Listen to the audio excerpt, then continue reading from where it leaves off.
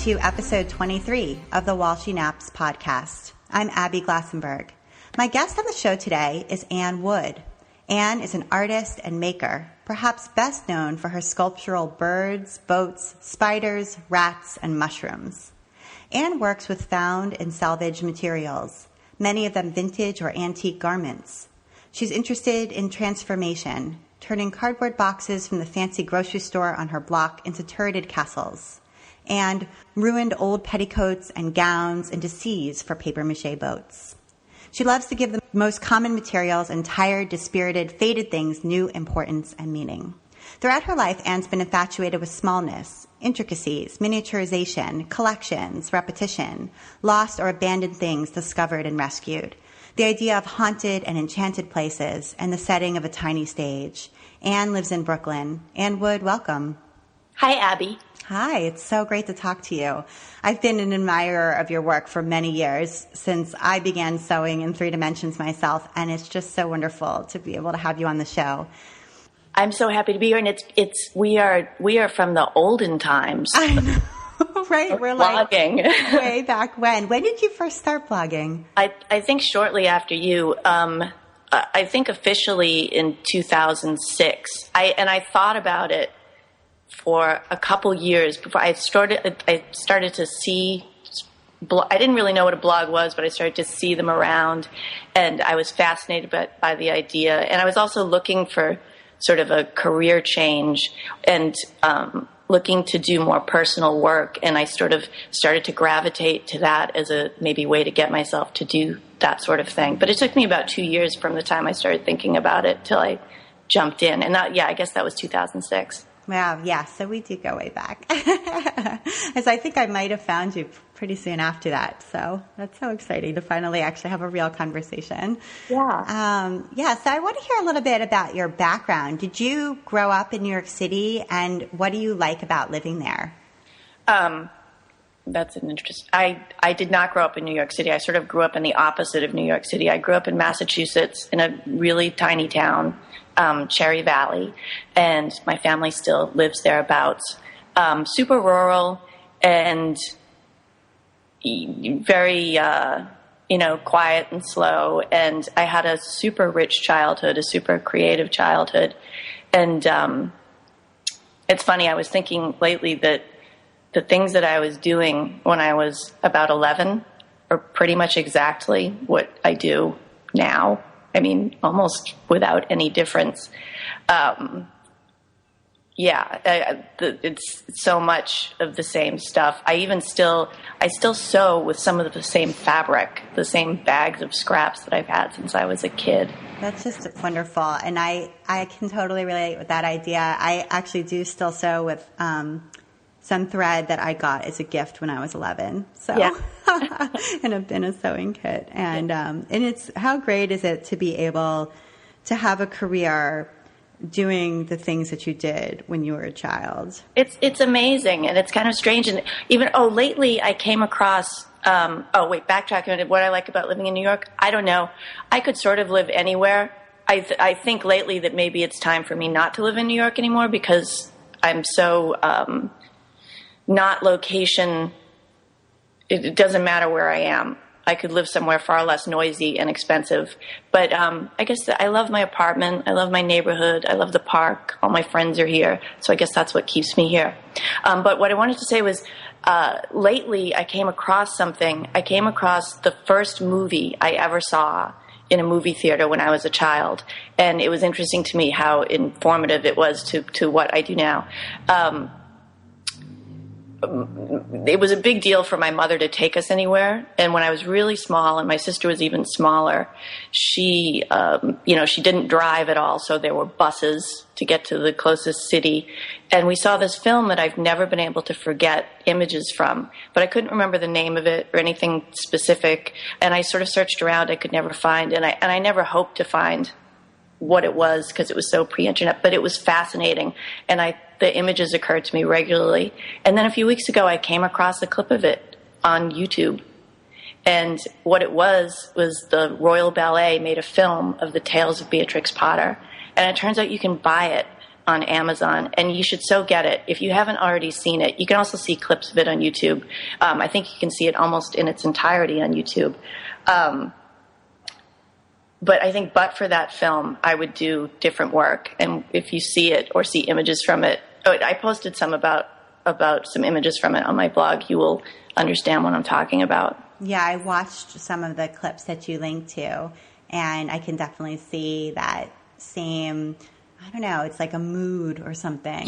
Yes, it's very much, I mean, besides the animals and outfits and the mood of it is, yes, very much a huge, I so see the relationship between the mood of the things that I make now.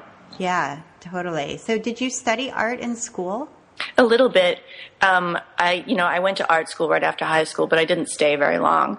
I think I did a couple semesters. And then I went back sporadically and studied some printmaking and metalsmithing and things like that. Okay. And then you said that you were interested in a career change around the time when you started the blog in 2006. So what were you doing prior to then?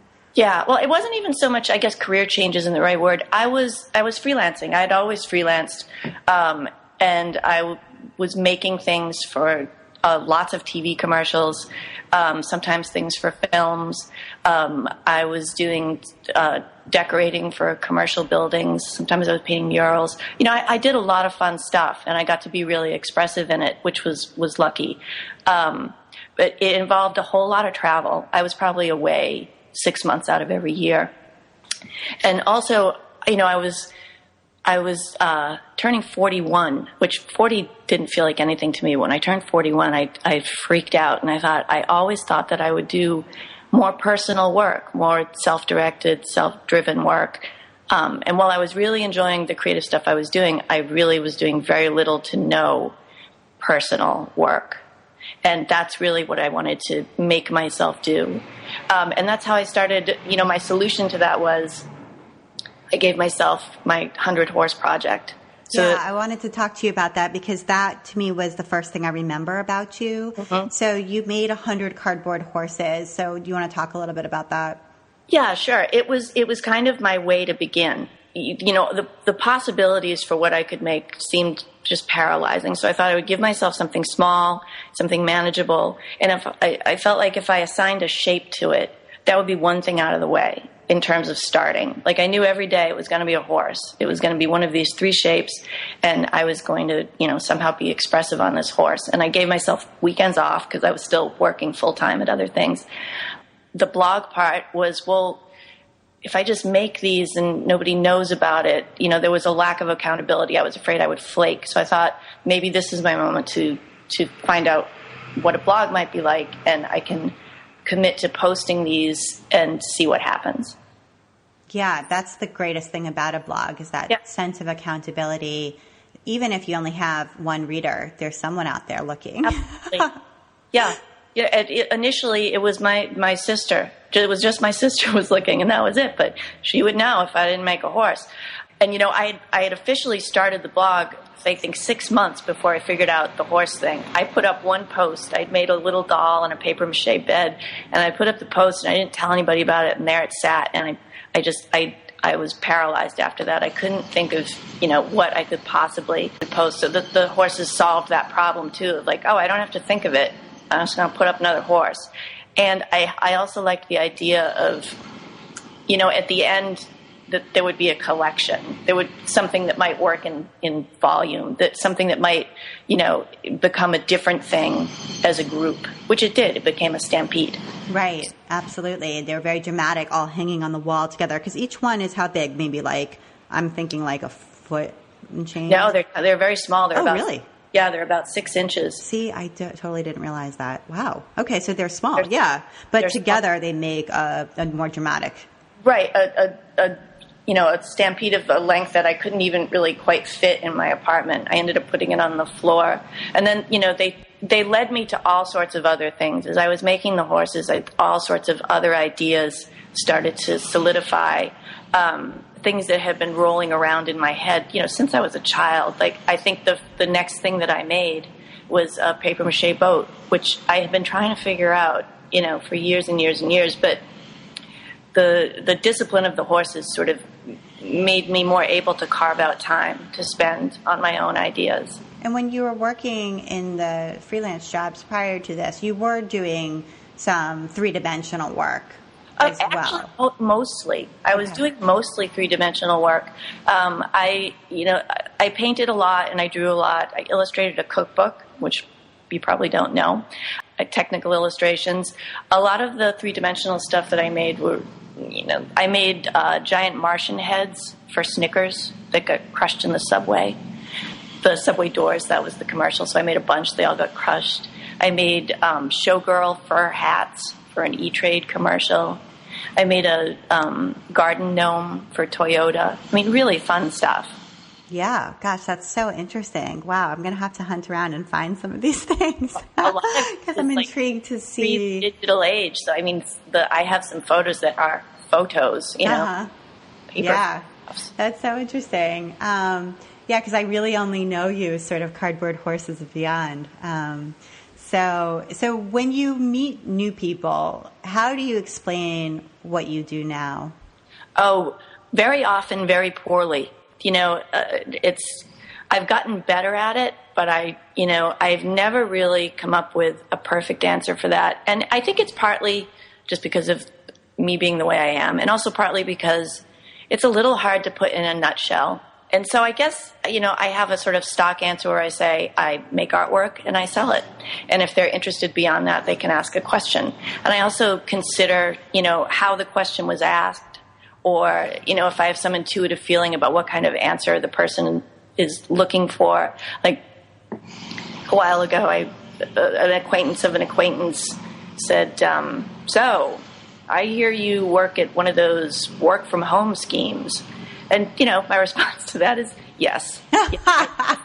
As a matter of fact, that is correct. It is a total work from home scheme. Yes. Mm-hmm. If you only knew. So you work in a variety of materials, which I referred to earlier. You use a lot of antique garments, and you also use crepe paper. You were working recently on some flamingos, paper mache with the boats that we just talked about, and you're also now working on some cake toppers. They're kind of a new cake topper with a mix of different materials. So what are you looking for in a particular material? Part of it is curiosity. I come across something like crepe paper and I look at it and think, wow, what would happen if I did this to that? What would happen, if I dipped that in dye? Or what if I got that all wet and scrunched it? Things like that. Just curious, like what are the possibilities of this? Low barrier to entry is frequently a factor for me. Like, I like things that are easy to get. I like things that aren't expensive. I like things that don't feel intimidating to start with. I like things that I can have big failures with. I like to be able to experiment and not feel bad about having ruined something. Because I have, on the way to anything I like, there are a lot of duds. I make a lot of duds, and I do so willingly. But I like to not feel bad about having wrecked a precious material. Mm-hmm. And I have that same sort of idea of like sort of thriftiness and sort of taking something that other people literally step on or walk right past or just sort of pop in the junk mail like every day, and showing them that if you take that and you look at it in a new way and you cut it apart and put it back together again, you can make something that's really valuable and beautiful and something people would really pay for. Yes. Yes, and it's a part of creative process too to always be looking at things and wondering what their possibilities are. What if I turn that upside down? What if what's inside there? What if those things like even things like type in the newspaper when I make my ships. I love the sort of happenstance of how the type turns up, or playing with, the different scales of type and let them be words sometimes, or sometimes they become abstract patterns as they layer and they're not words anymore, but there's a shift in scale. Yeah, that's so great. It's really fascinating. It just reminds me, I made a bird once. I cut all the tags out of all my clothes. And then I sewed them all together and made this piece of fabric, and then I cut it up and made a bird out of it, was really, I don't know, it was an interesting experiment. That's really interesting. You know, there's I'm going to look this up for you later.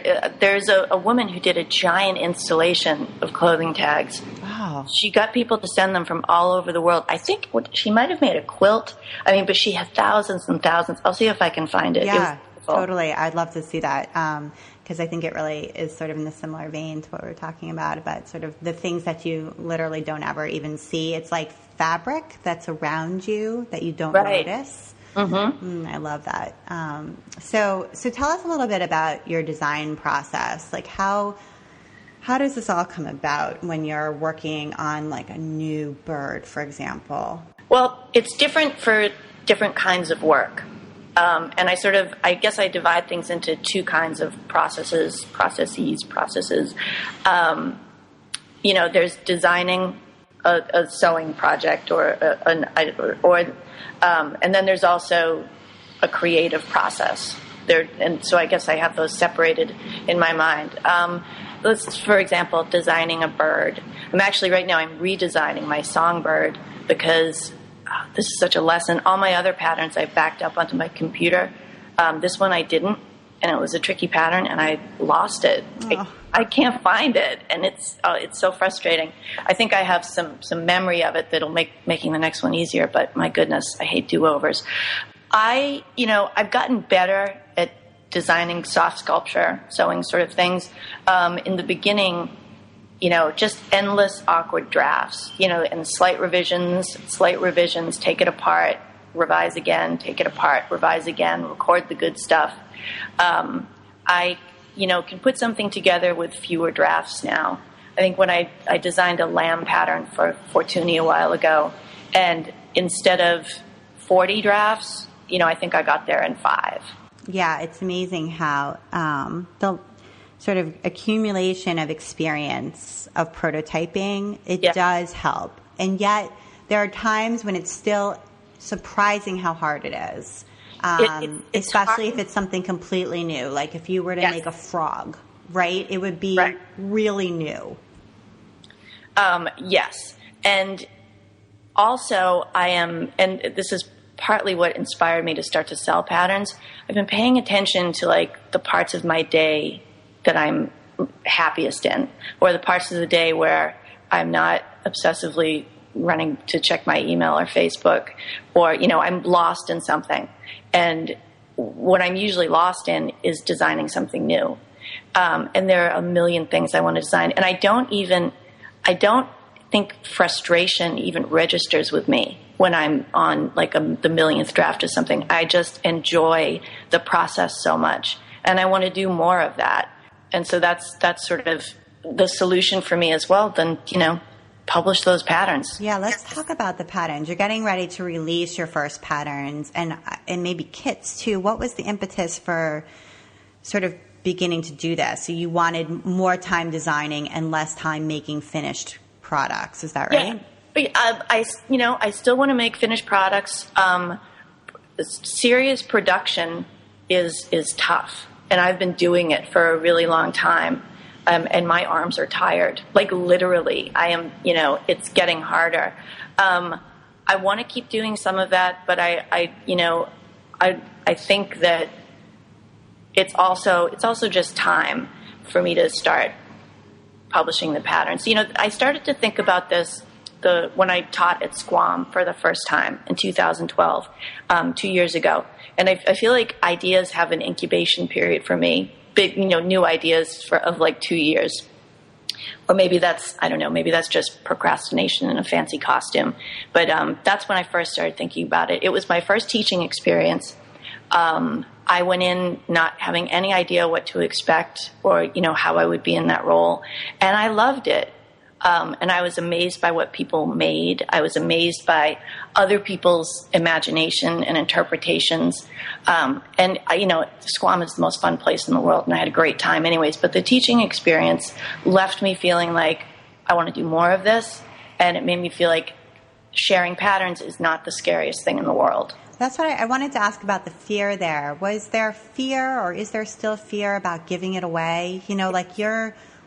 For example, your little bird. I don't know if you refer to it as like a lark. It's like the little bird on the wire legs with the little beak, the little sort of glittery beak, the main bird that you always make. I think of them as odd little birds. Okay. So that's when people see them, I think now at least, people really immediately are like, oh, that bird's by Ann Wood. It's a very signature piece. And I don't know how many you've made, but it must be... It's frightening. Thousands and thousands. Okay. It's frightening. So does it feel scary to then say, here are the instructions? Yes, it does. Yeah, there's definitely been a lot of anxiety about it, just partly because my identity is so wrapped up in what I make. And those little birds, became such sort of little ambassadors for me. And they also, in terms of supporting myself from doing this, they really launched it. And I have made so many, and they sort of have come along with me. And it's not, they've already been imitated because that's just part of what happens. If something can be reverse engineered, it will be. But the idea of sort of like sitting down, writing a pattern, and putting it out there, I don't know, it did make me anxious. And I think that prevented me for a while from doing it. But ultimately, I became more excited about the idea, and that sort of outweighed the anxiety. I started to get excited about, lots of little birds in the world. People making their birds and maybe photographing them. The birds that I make have had a lot of adventures. They've been to camp. They've put on plays. They've done all sorts of things. And I wonder, what other people might do with that. And I think it could be really fun to see. So anyways, that's the first pattern I'm going to release. I actually started to put the finishing touches on the PDF last night, and it's just about ready to go. I can't wait to get one. I'm totally buying one as soon as they're ready. And I'm going to send you a pattern, Abby. I want you to try it out. Oh, I definitely will try it out. I will buy it. Don't worry. So yeah, what about the materials? The materials. Are you going to kit them up so that people... Oh, yeah. I think I'm going back to Squam this fall. I'm teaching there again. And I'm for the first time ever, I'm going to do their art fair, which I've never done before because, I never had anything to sell, that I could produce in volume, or that really seemed right for that audience. They're all people who are artists in their own right. And I love the idea of having, patterns and kits to share with them. So I'll probably put kits together for that fair. And I also was thinking of a flamingo kit. Right, and that would be a paper kit. Yeah, paper mache. Not paper mache, crepe paper. Right. And as I'm sort of working on a bunch of these simultaneously. As I'm working on the flamingo kit, I'm starting to wonder if it makes more sense as just a pattern with a resource list, because the flamingo kit is getting kind of cumbersome and hands-on in terms of putting it together. Yeah, right. And, it's a very different equation when you sell actual goods versus selling a digital good. It's really different. There's lots of shipping and materials required and labor to put it together. So those are two very different things. But I'm so excited. When I heard that you were going to branch out into selling patterns, I just thought, oh, yes. It seems like a really good idea all of a sudden. And, other things too, like the one of the first 3 patterns that I'm going to have out. I'm not sure what the third one is yet. I have a couple things in the works, but the other one will be a paper mache ship. Ultimately, I'd like to do a whole, a sort of a bundle or an ebook on ships and boats in paper mache, and a general sort of overview of some paper mache techniques that I like in armature building. But the first boat to come out will be a small ship. Interesting. And have you ever thought about writing a book? I mean, was there a sort of thought in your head, do I self-publish these things, or do I write a book and, work with a publisher? Was that ever something that occurred to you? That's a great question, and I've gone a little bit ways down the book road with a couple packagers, and the conclusion that I have come to is that I can't afford to write a book. I'd love to, and, if circumstances were different, it would be great to put it together in a collection like that. But in terms of what I have to do to support myself, there's just it's just time-wise, it's just impossible.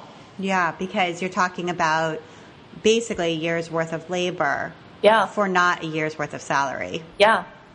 Yeah. Right.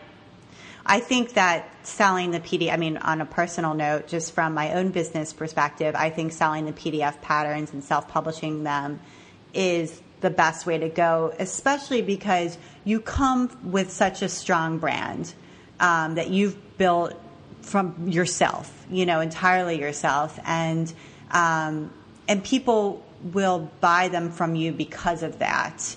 And, you can continue to make new ones while the old ones sell. You get, 98% of the income from them. Right. And you're not compromising, because when you do work with a publisher, there's a compromise there. They're going to design the pages. They're going to do some of the photography.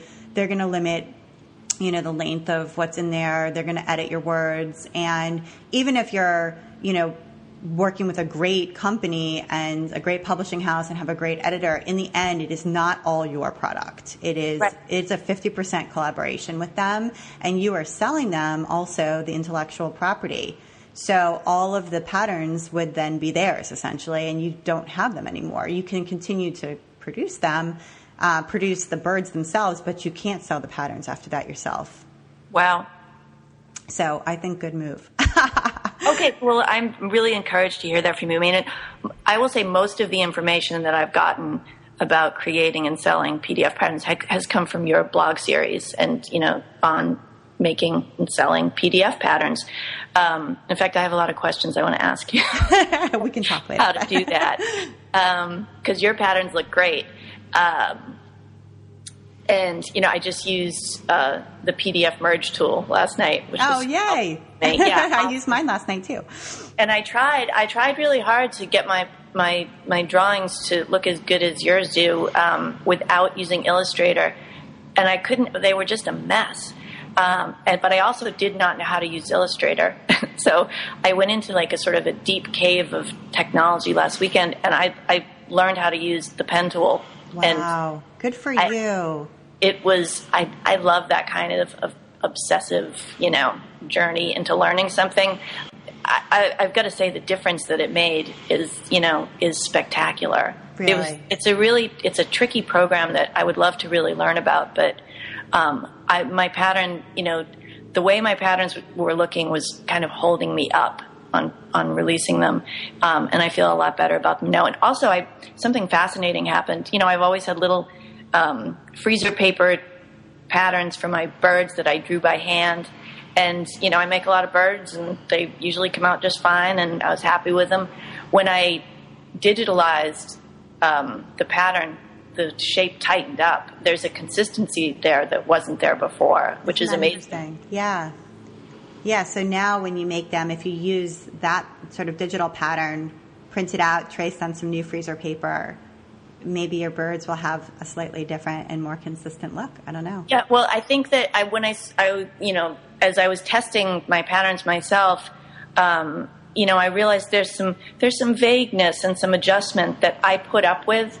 And perhaps I shouldn't have. Perhaps I should have taken the time to really refine this and tighten it up, because I can make them more quickly. It's more consistent. There like little gaps or whatever that were there before that I would adjust and fix later. It makes me feel like I want to take all my hand-drawn patterns and put them through this process, because they just fall together more easily. Yeah, that's an unexpected positive. That's so neat. So you've had a couple of collaborations. You mentioned one with Fortuny, and I'd like to hear more about them. So periodically on your blog, you'll say, I just got these beautiful fabrics from Sri Textiles, or, I'm making this for Fortuny with their fabrics. So tell me about both of those. Sure. Fortuny, they are such nice guys. I have been a fan of Fortuny fabric since I was a kid. It's a really old textile house in Venice, and Mario Fortuny, giant historical designer. I think it's Mario. God, did I say that wrong? Anyways, I had come across some Fortuny fabric in a textbook that I got at a flea market when I was a child, and I thought it was beautiful, and sort of have been fascinated with them ever since. And then a couple of years ago, I got an email from Mickey Riad, who's the creative director now. And he just said, I want to call you up. Can I have your phone number? And I gave him my number, and he called me up. And I sort of love that sort of email can turn into such a sea of back and forth, and it's kind of refreshing just to have somebody call you up. And he did, and he's like, I like your things. I wonder if I could send you some fabric, and you might, try working with it. And now we've been working together for years, and I think we're going to do some other things coming up, including maybe a class in how to make a boat from Fortuny at their studio. But I love them. Mickey's a friend now, and they're such generous people, and they're so creative. It's been a wonderful thing for me. That's terrific. So have your pieces that you've made for them, what do they do with them once you've made them? They sell them. They have a showroom in Venice. They sell them out of the showroom here in New York City. One appeared in French Elle, and then there's, they get some calls, and I take orders for them. Okay. Another one is going to be the end page for a decorating book. Yeah, and partly they just like to have them around the showroom as sort of, to display as another way of displaying the fabric. Their showroom, next time you're in New York City, go visit them. They're generous and lovely to visit, and the showroom is so beautiful. I will. It's in the D&D building, which you would love anyways. Okay, super. I'm putting it on my list. I love New York. I was just there. I'm going to definitely go back. Okay, and what about Sri Textiles? Stephen. It's kind of a funny story. Before I was doing any of this, I came across an article about Stephen and Sri in Country Living magazine. He has a studio in Greenpoint, and, he works with Japanese textiles, a lot of boro. And I'd never seen boro before, those layered, patchwork kind of, they look like abstract paintings. And there was a picture of Stephen in this article, and there were a picture of these amazing patch textiles that I thought were so inspiring. The compositions were so beautiful, and I'd never seen anything like it. And I liked it so much, I cut the article out, and I put it on my refrigerator. And it stayed there for years. And then, fast forward a little bit, I started making the birds, I started my blog, and I would occasionally mention Stephen's website as I was referring to different textiles that I liked. And anyways, coincidentally, one of my friends saw my mention of the Sri studio, and he followed it, and he decided that he wanted to buy one of the pieces. So he said he had made an appointment with Stephen, and he was going out there. And I said, I'd love to go with you. I'd love to meet this person. And so I went with him, and I met Stephen, and we were instant friends. And we have been ever since. And there's this magical occurrence that happens every once in a while where, unannounced and unexpected, the postman brings me a giant box from Stephen. And, he travels to Japan three times a year, I think now, and, buys his beautiful pieces that he sells, and the things that aren't perfect or cast-offs or things that he feels like I would find interesting, or, funny little collections of, 19th century threads because nobody threw anything away. Things are too precious to waste. And, I find them incredibly inspiring and incredibly precious. And it brings in this element of happenstance. Like these, I don't choose these things, he chooses them. So he becomes the collaborator. I get ideas that I think I would not have otherwise gotten. And the fabrics are hypnotizingly beautiful. Yeah, they really are. And, it's interesting. It's like if you put out into the world on your blog with your friends, I'm really drawn to this particular thing. And you kind of mention it because really you are. Right. You never know, life leads in particular ways, and people are connected to people you didn't know they were connected to. And over time, there you go, a box arrives, and that kind of thing is just so wonderful. It is. And, the other treasures, Stephen is just an amazing, amazing person. Yeah. So then you also connect. And I love how you said that he becomes the collaborator because he chooses the materials. Yeah, very much so. Yeah, that's wonderful. So you're going to be teaching at SQUAM again. And what is this class about? It's called Wild Beauty, and it is about creating botanical experiments. It's largely about being inspired by sort of the natural world around us. So the Squam is the perfect setting for this. I mean, Holderness is beautiful. The camp is beautiful. Also, I don't know if you know, it's a Victorian camp. I mean, it's everything I love. Right. The cabins are beautiful. The lake is beautiful. So the class is going to be about experimenting with shapes and stitches to create realistic representations of some botanical things, and also to take elements and deconstruct and make some, abstract experiments. I'm bringing some basic shapes with me to teach because, it's a good jumping off point to have a sort of basic shape to start with and expound from. And one that I'm really excited about is my mushroom shape, which it took me more than 2 years to figure out exactly what I wanted in a mushroom shape. And it was really hard to get there. I wanted it to be a little spongy, a little irregular, and I very much wanted is it concave? That's what I was just going to say. The best thing about your mushroom is that the underside goes in. I tried. Oh my goodness. Blows my mind. And failed and tried and failed. So that's sort of that's what I want to kick off the class with at Squam is because it's also it's a super top secret way of making it, but it's kind of it makes you look at a material and say, well, if you can do that, you could do all these other shapes are possible too. Oh, and that is the kind of thing that I just love the most. I think that that's so exciting. It's so fun. And then, I would love to, after this class is over, maybe sort of compile those patterns into an ebook about botanicals. Yeah. See, and so many ideas come once you begin to self-publish and get the instructions. Oh, yeah. Right? All these other things, you're like, oh, well, I could put these together and make an ebook. And it's exciting to see all the ideas being able to get out, It's amazing, and I, like I said, so much of my pattern information has come from sort of watching what you do, and you're watching your catalog grow, and thinking, wow, one thing really does lead to another. And after, once the decision got solid in my mind, that I was going to do this, because I was back and forth, and also I had run the idea by a couple people who said, don't do that. And I thought, oh, that's a strong reaction. What do I do? But once I had made up my mind that, despite whatever fear or anxiety I had about it, that I feel like it's what I want to do, it's the right thing to do, I had this cascade of ideas that, I can't wait to share the boat, the ship pattern. It's such the technique of making the ships will lead you to make a million other things that aren't ships with this really simple, easy technique.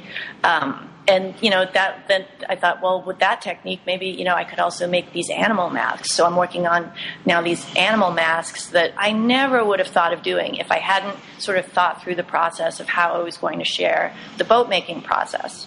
Yeah, and no, it's it really does. It opens the floodgates of creativity because you're not trapped into feeling like I can only make these 4 things because these are the things that are successful. Yes. And this is where the demand is. Yep. Yeah. Yep. Totally. So, so that sounds terrific. And when is Squam? When is the weekend? Do you know? Is in the beginning of September. Okay. All right. And I wonder if there's still space left in your class. I'm betting. I need to have a pretty small class size just because of the nature of the projects. And also I discovered when I taught in 2012 that, I can't deal with a lot of people at the same time, that I just at a certain point I get overwhelmed and feel unable to give everybody the attention they deserve.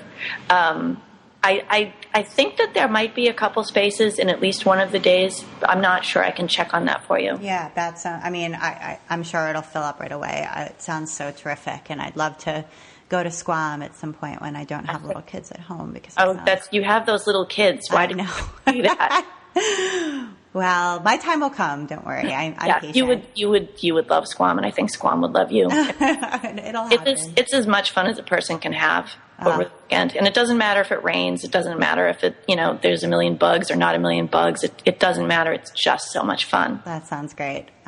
So I wanted to shift gears a little bit. On my podcast we usually have some recommendations, and I didn't want to go without recommendations today. So I have asked you to pull together a short list of things you're loving right now, and you kindly did that. And I want to talk about those. So the first thing that you wanted to recommend to people is a sport hoop. And this looks pretty fun. So tell us about that. Oh, boy, the hoop. I'm going to tell you about also, before I forget, I have one recommendation that I want to add. Okay. If that's okay with you. Something else just came across my radar that I wanted to tell you about. Anyways, the hoop. Oh, my goodness. A couple disclaimers about the hoop. I am in no way affiliated with Sport Hoop. I don't get any money from Sport Hoop. This is an unpaid endorsement. And second of all, I can't be responsible for any injuries or breakage that occurs with the Sport Hoop. The Sport Hoop is a giant weighted hula hoop. Mine is in rainbow colors, and it cost about $30. And I came across it. I was having dinner with a friend, and she was talking about her back problems, which I also have back problems. And she said that her therapist had recommended a sport hoop to her to strengthen her lower back and trunk muscles. If you have strong trunk muscles, it can help support your back. Anyways, so she said that he recommended this sport hoop, and that he cautioned her to only do it for 20 seconds at a time initially. And I think that's the caution they have on their website. Anyways, she was saying that it had been awesome, and it had been really helpful, and that not only was it helping her back, that it's an amazing workout that you do with something that costs $30 or less, and you can do it in your apartment or your house. And I thought that sounded great. And I also arrogantly thought, I'm in pretty good shape. I'm not doing this for 20 seconds. I'm doing it for like half an hour. So I ordered it, and I put it together, and it's a giant rainbow color. It's huge, and it has these sort of ripples in it. It's a much bigger circumference than a normal hula hoop, and I think mine weighs 3 pounds. They come in different weights. Anyways, I fired it up, and I immediately took out a lamp, because it didn't allow for the hugeness of the circumference and how heavy it is. 20 seconds, I couldn't do it at all. I couldn't get the thing going. Finally, I was able to I look like an idiot doing this, by the way, too. But I was able to get the hula hoop going, and it's heavy, it's awkward. After a while, after some practice, you get it going and you can do it. But 20 seconds was a lot. There's some pain initially, which sounds really bad. It's like being punched in the midsection by 50 angry children. Yes. That's really what it feels like. And you think, oh my God, I have to stop this and never do it again. But it goes away.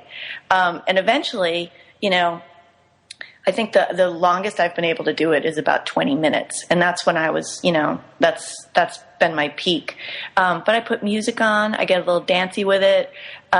It's a very intense workout, and it works out your entire body. You will feel every single muscle in your body while you're doing this. Wow. And it's basically just hula hooping with this big weighted hoop. But that's the thing. The big weighted hoop part makes it a something that you've never experienced before. Wow. I will say, you're going to be alarmed by the initial sensation, but if you can get through that a couple days later, it gets better. That sounds terrific. And don't do it for more than 20 seconds first, because you will be sore. Wow. Yeah. I would never have come across something like this. Well, there you go. Yeah, totally. I'm ready to take out the lamps in my house now. Do it. Okay, so let's go to the one that you just remembered about, that you wanted to add to your list. Okay, it's a book. It's a book I haven't read yet. And I came across it, and I thought, I can't really recommend a book that I haven't read yet. But I've gotten it, and I'm going to read it. And I like books about creative process and sort of the act of being creative and the muscle of being creative. I think you probably know that I'm a huge fan of Twyla Tharp's book.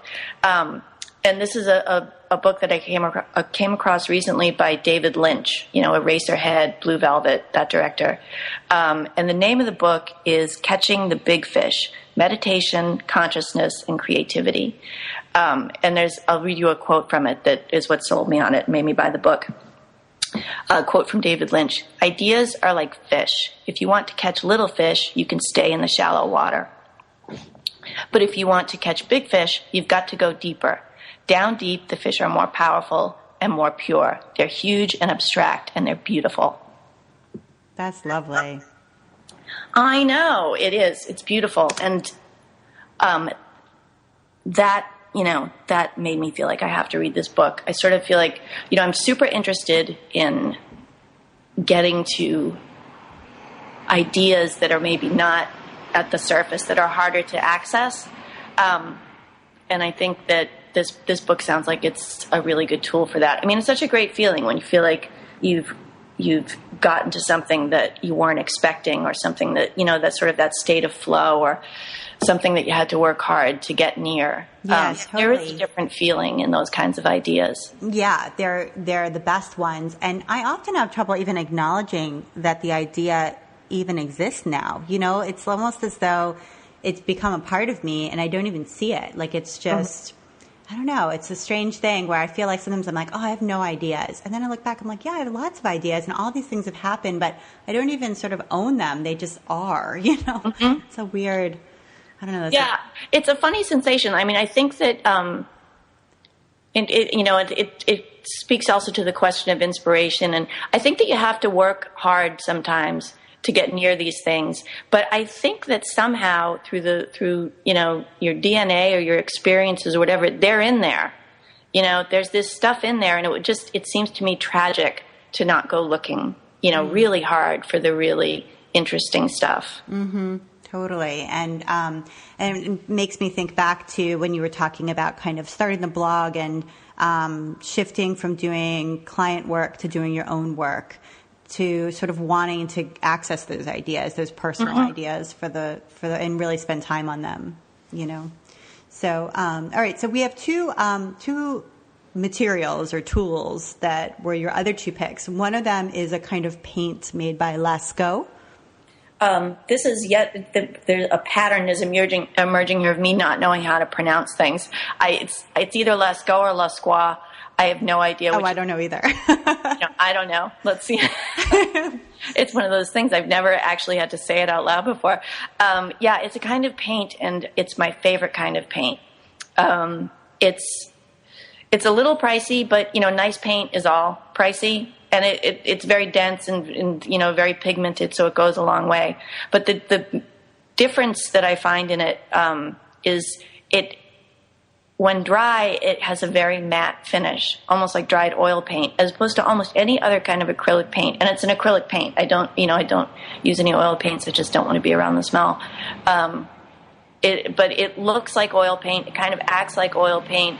And I've never come across an acrylic paint that has such a perfectly matte surface when dry. That's and cool. The colors so are really rich. It's kind of like how gouache is to watercolor, would you say? It kind of. But I find, I have a hard time working with gouache. So it's sort of all the usability and flowability of acrylics with this matteness. And maybe the gouache has almost a powdery flatness to it. And this I would call more of just like matte, not really powdery, but beautifully flat. Wow, that's neat. Yeah, that is neat. That's a cool effect. And what do you paint with it?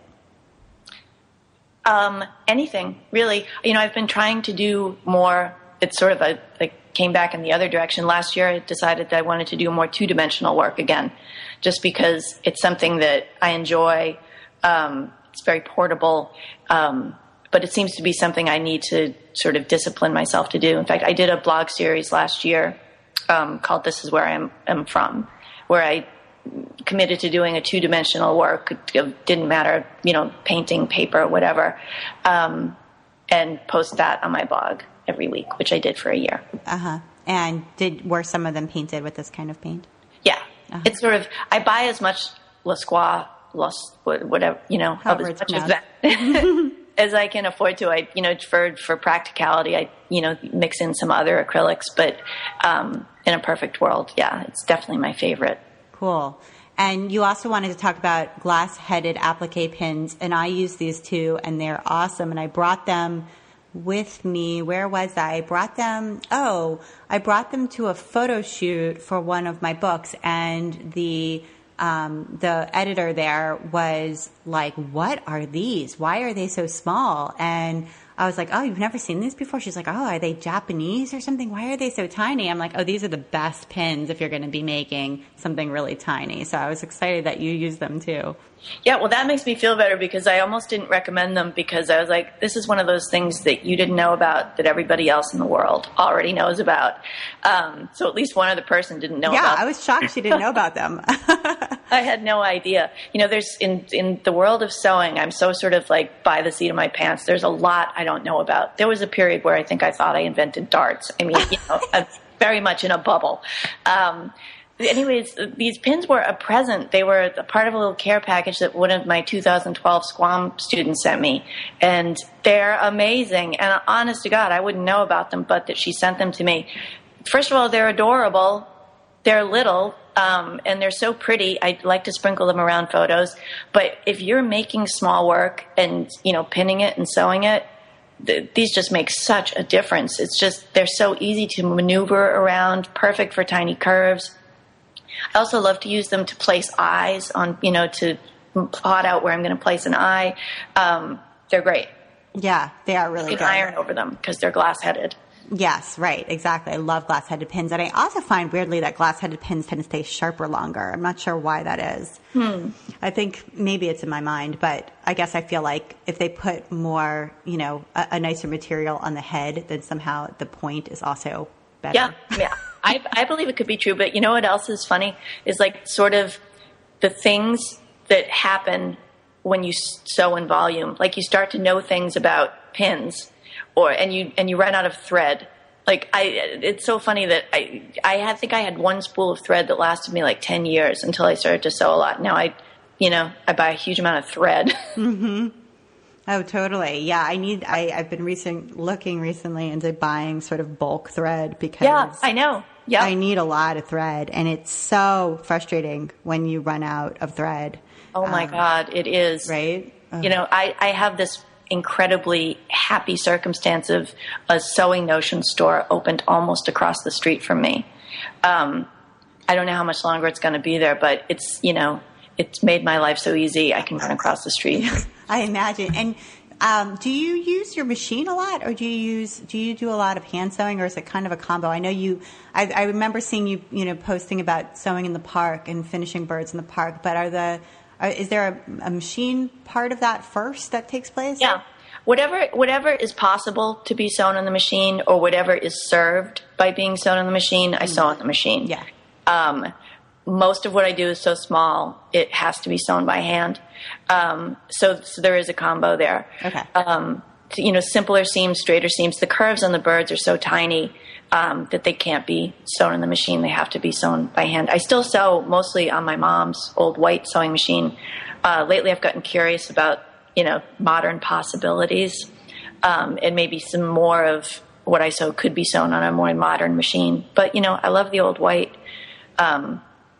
It's interesting also to note that a few years ago I licensed my bird pattern. Then they were made in China. And what company did you work with? I don't think I'm allowed to say. Okay. But they came out. They were in fact, I guess whether I'm allowed to, I guess I don't want to say, because they were just disastrous. It was one of those things that I didn't really have a lot of control over. And I didn't really feel like I had much of a choice but to do it, just because of the way it was presented to me. But anyways, I ended up, having birds made in China. And the Chinese response to the pattern was, this can't be sewn on a machine. Interesting. So even the Chinese couldn't do it. So right. I felt bad about not being able to do it. Right. Gosh, that is really fascinating because, we sometimes get like little prizes like at a carnival or something like that, and there'll be a little tiny stuffed animal, like a little keychain size stuffed animal. And it's really small. I mean, it fits in the palm of your hand, but it's, it's a little pony or something like that my kids will get. And it's made in China, it's got the tag made in China, and it's, sewn in a factory, and it's so small. I mean, I look at it and I'm like, for me to make this would be hard to do on the machine, Yeah. I think they could have figured out how to make the birds had they. I know exactly the animals that you're talking about. I have one of those, and it's made out of a stretchy fabric. And I think it's a different pattern making process, and it's a different sewing process. But I think that they could have redesigned and made them stretchy. I'm not saying I would want them to, but I think that would have been a smarter way to approach it. Interesting. Yeah. Well, I'm sorry that experience wasn't a positive one, but the birds were so scary. You can look on eBay. They're there. Yeah, I bet. I'm scared to look. Yeah. Yeah. Well, I mean, it kind of loops back to the idea of relinquishing control too, and the collaboration. And sometimes that collaboration isn't as positive as you would want it to be. So interesting.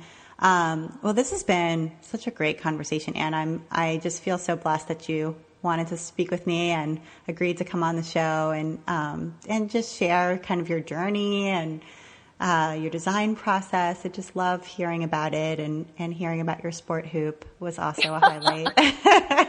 And I think that's really the most important thing that we talked about. I do too. I would agree with you. So you can find Anne Wood online at annewoodhandmade.com. See her work and read Anne's blog and get on her mailing list. And you have a new mailing list now for the patterns. Is that right? Yeah, it's sort of it is a group section. Yeah, I use MailChimp.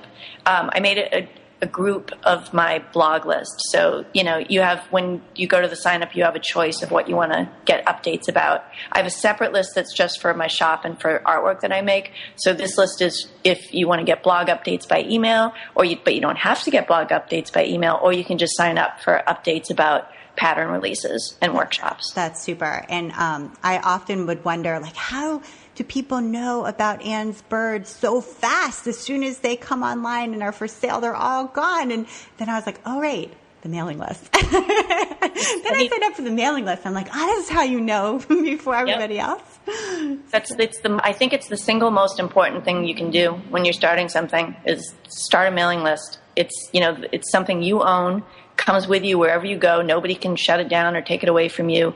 And it's people volunteering to hear about what all you're up to. Absolutely. So. And whenever I get your email, I'm always like, ooh, cool. What's going on with Anne? So, that's exactly right. When you email people, you're not being a pain. And if they don't want to be part of it, they can unsubscribe, which is fine. Nobody takes it personally, but they want to hear from you. So send them things. Definitely. Yeah, I always feel like I'm being a pain though. I swear to God, I'm insecure every single time I send you. There's a cringe factor to like, oh my God. Yeah, I'm very self-conscious about it. Well, just imagine me on the other end. I'm going to do that from now on. I'm always happy when it shows up in my inbox. I'm so glad to hear it. So you've been listening to the While She Naps podcast. I'm Abby Glassenberg, and I invite you to visit my blog, whileshenaps.com, where you'll find helpful information for creative entrepreneurs, as well as tutorials and patterns for making stuffed animals and dolls. If you enjoyed the show, tell a friend about it. Thank you so much, and I'll see you next time.